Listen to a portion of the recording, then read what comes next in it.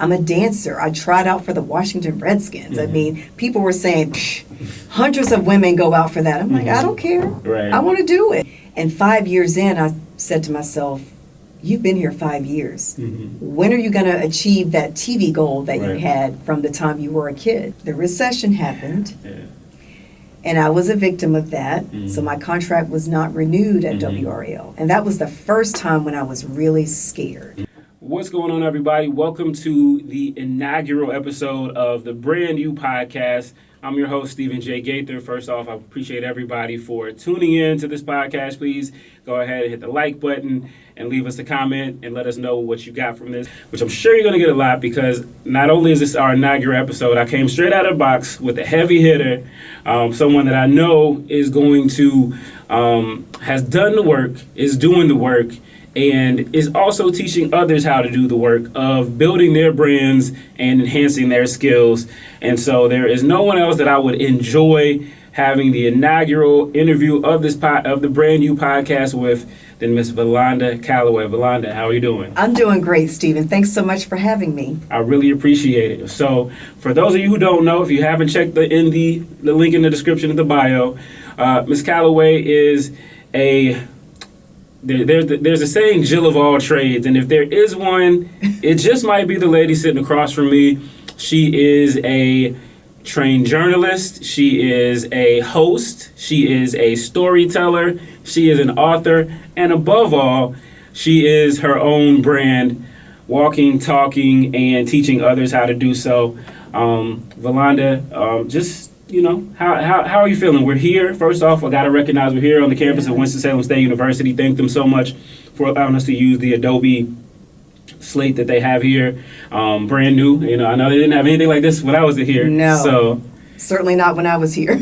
Yeah, so a big shout out to WSSU. We'll get into that a little bit later. But take me back, Valonda. Take me back to what was Valonda like in Richlands, North Carolina. First of all, you got to explain to me where that is. I know how that goes, when you're from a place that's got to say you're close to a place, but where is that at? So I'm from Richlands. Richlands. People love to say Richlands. Richlands. Because you think that it should be Richlands, but it's Richlands because the land is rich. Right. It's a farming town, and our slogan used to be the town of perfect water because of how pure, I don't know, the aquifers were, something like that. But it was on our water tower, and that was our claim to fame. But Richlands is in eastern North Carolina, sort of southeastern North Carolina, next to Jacksonville.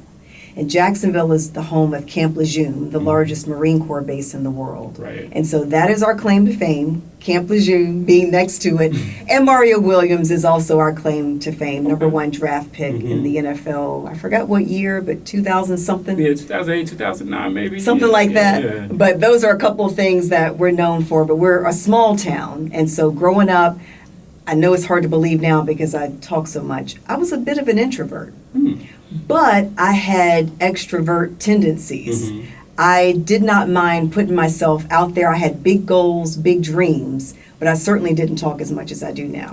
I knew I wanted to get out of Richlands. I wanted something bigger. I knew from the time I was very little that I wanted to work in TV. My dad and I used to watch the news every night after dinner, very traditional household, he'd go to work, mom made dinner, we watched. And so that became our thing, and I was captivated by the people in the box, and I wanted to be just like them.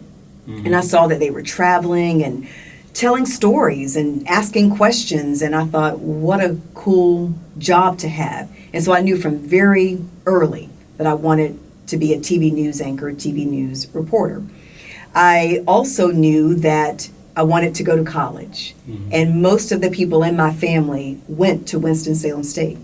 And so I haven't done a count lately, but the last time I did a count, there were about 14 people in my family that I know, not distant cousins, but close family, who came to Winston-Salem State. So I came to football games, I came to basketball games, I came to step shows, all those things before I ever stepped foot on campus as a student. So I knew this is where I wanted to be because of aunts and uncles and cousins who came here before me. And so I was brainwashed very early, and thank goodness, because I wouldn't have had it any other way. So I knew I wanted to come here. I knew I wanted to cheer. I just fell in love with the cheerleaders, like most people do. Who doesn't? Who doesn't? We weren't called Powerhouse back then, but we were a powerhouse. Right. And I fell in love, and I said, who are these people, and how can I be one? And so my first week of school, I was on the hunt for Miss Rivers. Like, I need to talk to Miss Rivers because I need to be part of that team. Right. And I did. And so I knew what I wanted very early on back home in Richlands. Wow. That's amazing, especially the part about, having, just that legacy over here at Winston-Salem State University. I was kind of on the other spectrum. I didn't know anybody. I didn't know anything about the school until a couple of years before I got here. So I'm hoping to brainwash my daughter. Yeah. So I'm already starting that early. But no, that's amazing. And while you were here, not only were you a cheerleader, and you're in the Hall of Fame here, CE Gaines Big House Hall of Fame here. We take our cheerleading very serious. But you also were a student at the Mass Communications, correct? Yes. So talk to me about that and how that helped, kind of shape and cultivate you. And had you gotten out of that introversion by the time that you got here, or was this kind of like a milestone for you? I still had some of it, but the thing is, it's so weird. I guess I am an introverted extrovert. I did things that put me in front of big crowds. Like, I did pageants. I mean, you do a pageant, you're on stage. Yeah, people are looking at you. People are looking at you. So it's odd. I know people are like, what are you talking about? But yeah, that's kind of who I am. Or who I was, not so much anymore. But yes, by the time I got here, I still had a bit of that, but I had, again, big goals, big dreams. I ran for Miss Freshman. I didn't win, but I was still determined to keep going. So I ran for Miss Sophomore, and I did win. Okay. And so I was still putting myself out there in big ways. I wanted to make a difference on campus, so I was part of student government my freshman year. I happened to meet the SGA president and vice president the first week of school. Right. And they saw my friends and I and were like, come with us. We're going to put you to work. And so I didn't have an official role, but whatever they needed us to do, we were doing it. Right. So I was involved on campus. I was part of the yearbook staff. Part of the radio staff at WSNC. I did the news. Early in the morning, when everybody else was sleeping in, I was at WSNC reading the news and trying to take advantage of everything that was here, because I wanted to have a great college experience. A Different World was on TV at the time, and I wanted to have that kind of experience. And I did. And it was so cool that so many people went to college because of that show. I knew I was going, but I thought, okay, how can I create that same kind of experience here? So that was one of the things that was forefront in my mind too. And the Mass Comm department was great. So many supportive leaders like Dr. Sadler, Dr. Brookshaw, Dr. Sin. I mean, they were all pushing us and helping us to achieve our goals. My senior year, Mr. Thompson, may he rest in peace, was such an amazing influence on me. He was an adjunct here. Stephen Thompson was from Winston-Salem and worked for the Voice of America in D.C. He took a sabbatical from his job, and during that sabbatical, came and taught here. And because of him, I learned so much about international reporting. My goal had always been get to New York, D.C., L.A., somewhere in the country. I never even considered outside the country. Right. But he opened my eyes to international reporting. And so when I left here, 2 weeks after graduation, I went to D.C. to work at Voice of America. Wow. Started with an internship, a paid internship, and then a paid position. And I never would have known about it if it wasn't for Mr. Thompson, who just happened to be teaching here when I was a senior. Wow, that's amazing. So we come to that point in your career. You're now a paid professional in the capital of the free world. What were some of the things that you learned at that position that maybe even still today, you still use, or what did you draw upon that from that time that kind of helped shape who you've become? So many things. And I think it's so important now with this hot political mess Right. that we have in this country and in other countries too. I mean, we're not the only ones going through some of the things we're going through, but it helped me to learn how to think critically Right. and to know what you're looking at. At VOA, we had to have two sources for anything that went out on the air.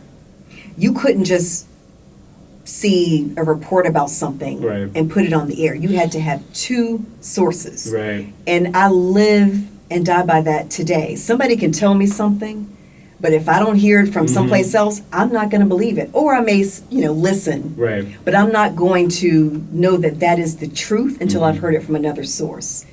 There's so much, in my opinion, media literacy that needs Right. to happen. There's a lot of media illiteracy going on around the world. Right. But VOA taught me how to make sure you've got two credible sources before you put anything out and before you believe anything.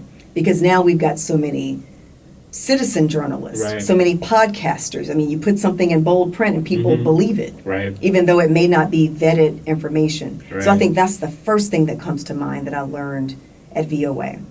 I learned about the world, how even though we're here in the United States, the biggest economy, the best of everything, it takes the whole world to make this work.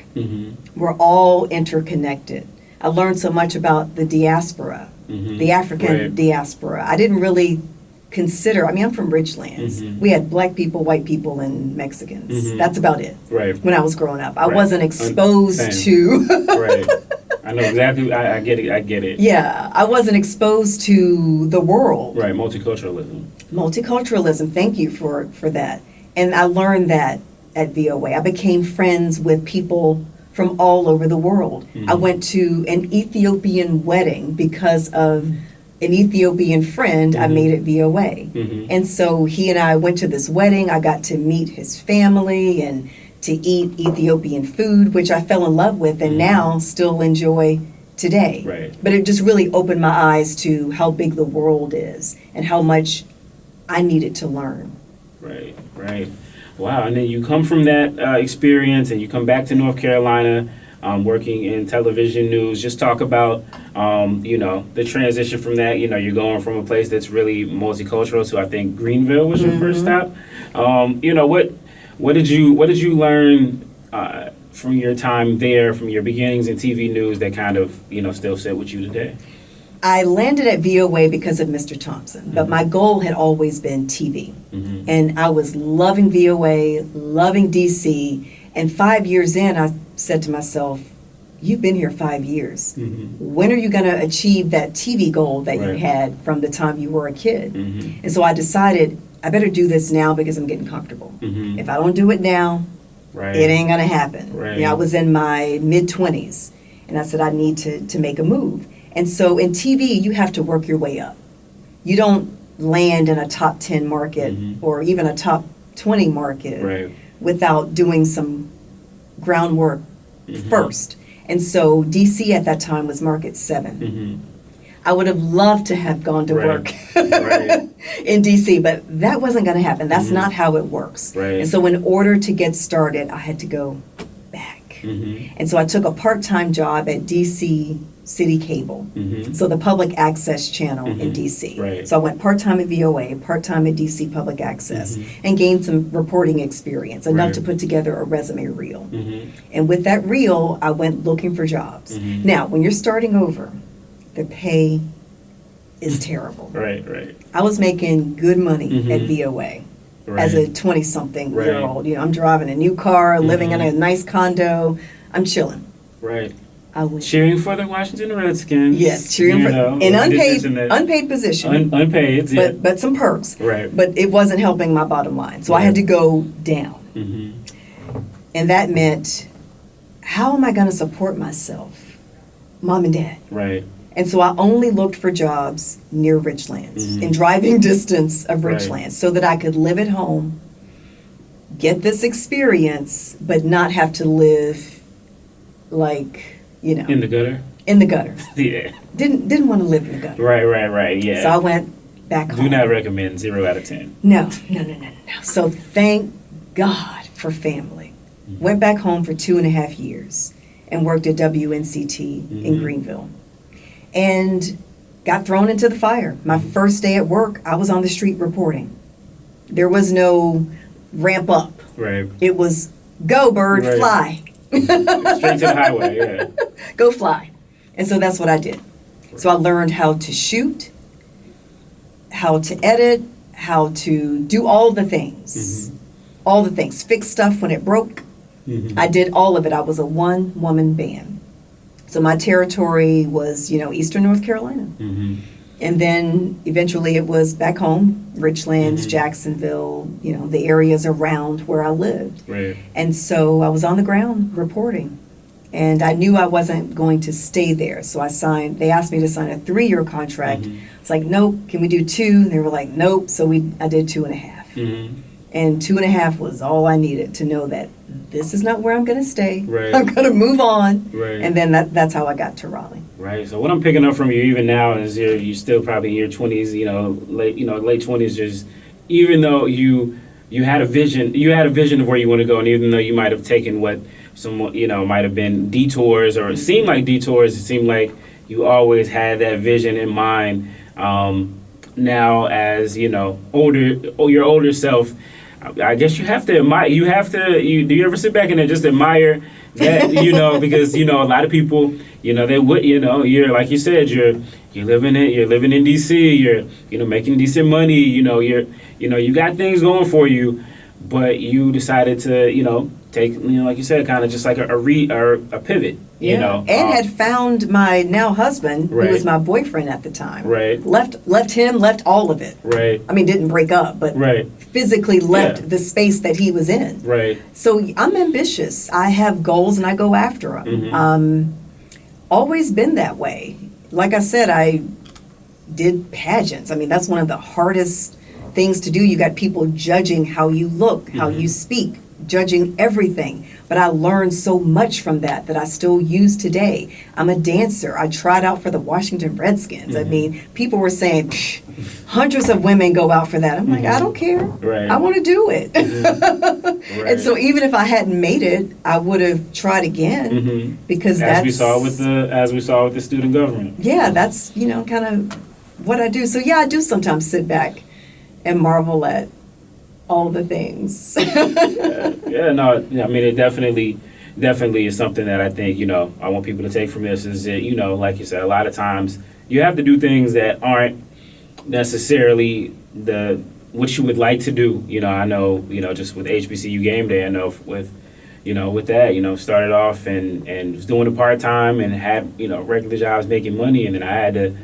got to a point where it was like, okay, if I'm going to keep this going, it needs to have more time, effort, and energy. And I had to make that same decision and move back home. And it wasn't what I wanted to do, but it turned out to be the right move. And so hopefully, everybody who's watching this, sometimes you got to take that path, that's less beaten to get where you want to be. And congratulations to you. Thank goodness for HBCU Game Day. Well, and the spotlight that you shine on not only our alma mater, but all the HBCUs. I'm so proud of you and what you've achieved.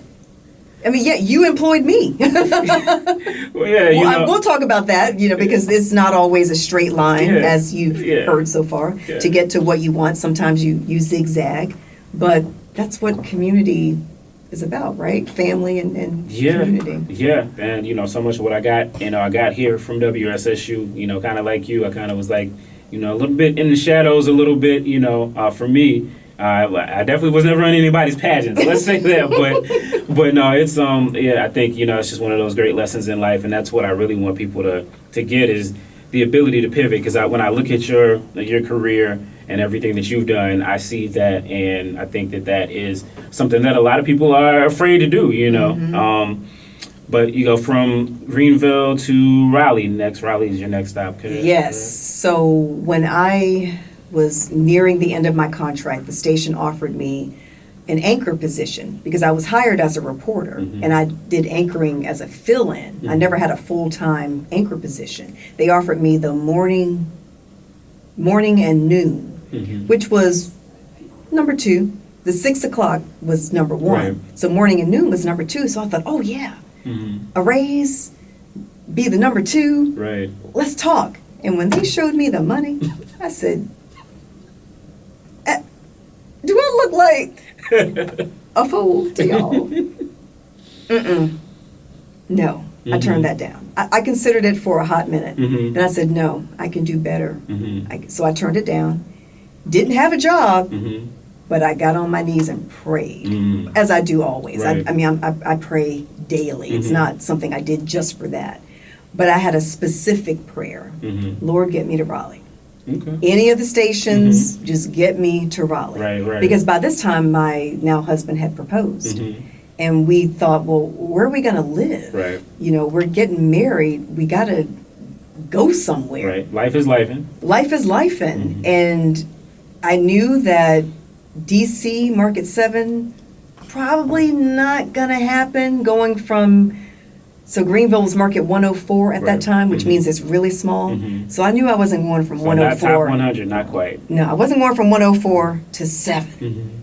There needed to be a stop in between. Right. And so when I looked at the map, I said, okay, Raleigh is 28 at that time. It was 28.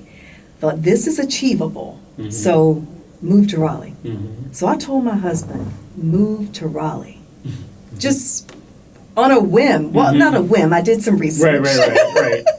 But I said, move to Raleigh, and I will get a job in Raleigh. There was no guarantee of that. I didn't have anybody I could, tap on the shoulder and say, hey, I need a job. Right. I had none of that. But I had ambition, and I had a track record. I'd done good work. And so I just continued to work my butt off. Right. And God blessed me with a job in Raleigh. Right. And so I landed in Raleigh September of 01, right after 9/11. So it was very, very busy. I was doing a lot of reporting. And I was at WRAL as a reporter for a number of years. Then I was offered a weekend anchor position, did that for a number of years. And then offered a weekday anchor position. Right. Did that for a number of years, still reporting all this time. And I was there until 2009. And then, you know what happened in 2008? Recession. The recession happened. Yeah. And I was a victim of that. So my contract was not renewed at WRAL. And that was the first time when I was really scared and thought, I don't know what to do. Right. Yeah. Because by then, I had a child. Before, didn't worry so much. I knew my parents had my back. Right. My husband had my back. And they still had my back. But I felt more pressure because I had a child by then. And so I took some part-time work. And again, the community always steps up. I landed at Fayetteville State University, another CIAA HBCU. Yeah. Those guys. Shout out to any Broncos who are watching this. Shout out to the Broncos. You can hit the like button too. I appreciate you as well for watching. But I thank the Broncos because and you're wearing their color. We can talk about this color in a little bit later because this is brand new. Right. So yeah, that's why I'm wearing this color, not because of Fayetteville State. But I worked at Fayetteville State part-time for a number of years after I lost my job. I was the advisor for the student newspaper, The Voice. I did public relations for them, sending out press releases, calling reporters, getting Fayetteville State on the news. Right. That was my job for a number of years during that transition period when I was trying to figure out, what do I do now? And thank goodness for them, because I was able to support myself and everything was fine. And I learned some new skills along the way. What did you learn? As well. A little bit about how to manage people, because I've never had to manage people. I don't really consider myself good at that. But I was the student newspaper advisor. So I had all these students looking to me with for help with advice, career advice, what to do after they graduated, how to write. So even though I come from broadcast, writing is there's some differences, but I was teaching them how to write. And so that was something that's been very valuable, and how to relate to them, because by this time I'm not in my 20s anymore. So there's some distance between me and the students I'm dealing with. I'm finding that's a real thing. It's a real thing. So now I have a teenager, so it's helped me with a little bit of that, with how to relate to her. But after some time, I get a phone call out of the blue, leaving Fayetteville State, driving home to Raleigh. I get a phone call. About an hour drive. So all kinds of wonderful things can happen on hour-long drives. Get a phone call out of the blue. Hi, my name is Kim Green. Got your number from our news director. We're starting a brand new show. My news director said I should call you and have a conversation. And I'm like, Right. I'm having, dancing in the car. That new show was My Carolina Today. And it was at what was then known as NBC 17, WNCN, which is the crosstown station from WRAL. Right. And because I had done good work, that news director recommended me. I'm noticing a theme here. Good work. Do good work. Let your work and speak for you. Right. And make relationships. Relationships are everything. But anyway, and so I get that phone call, I go in for the interview, and I am named one of the 3 hosts of My Carolina Today, which then became My Carolina Talk. But anyway, I was there for 6 years, from 2010 to 2016. Right. And then guess what?